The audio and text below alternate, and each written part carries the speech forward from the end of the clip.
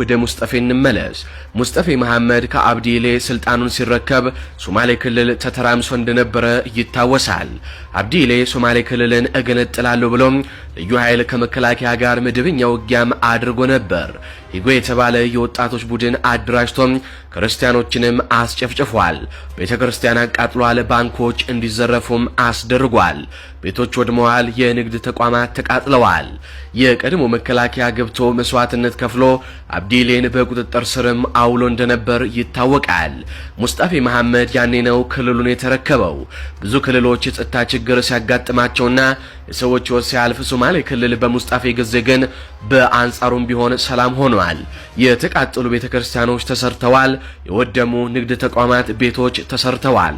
መኖሪያ ቤቶች እንደገናም ተሰርተው ለህዝቡ ተሰጥተዋል። እውነት ለመናገር ሙስጠፌም ከክልሉ ህዝብ አልፎ በሌሎች ክልል ህዝቦች የሚወደድ መሪ ሆነዋል። በዚህም ምክንያት የኦሮሞና የትግሬ ፖለቲከኞች ሙስጠፌን ይጠሏቸዋል። ኢትዮጵያዊነት በአደባባይ ሲሰብኩም ይታያሉ። ይሄ ደግሞ በጽንፈኞች ኦሮሞዎችና ትግሬዎች አይወደድም። አብይ ሙስጠፌን ከስልጣን ሊያነሳ እንደሆነም ጭምጭምታዎች ይሰሙ ነበር። አብዲሌ ከስር ተፈቶ አብይ እንክብካቤ እያደረገለት ይገኛል። ዘና ብሎም እየኖረ ነው። አብይ አህመድ ሙስጠፌ መሐመድን አንስተው አብዲሌን የሶማሌ ክልል ፕሬዝዳንት ሊያደርጉም እቅድ መያዛቸውን ከዚህ ቀደም የኛ ሚዲያ መናገሩም አይዘነጋም። ይህንን የሰማውና ተጨባጭ መረጃ ያለው ሙስጠፌም እኔ ከስልጣን ከመውረዴ በፊት አብይ አህመድ ይወርዳል ሲልም ተናግሯል። ሰላም የሰፈነበት ሶማሌ ክልል ወደ ትርምስ ቀጠና ሊገባም ተቃርቧል።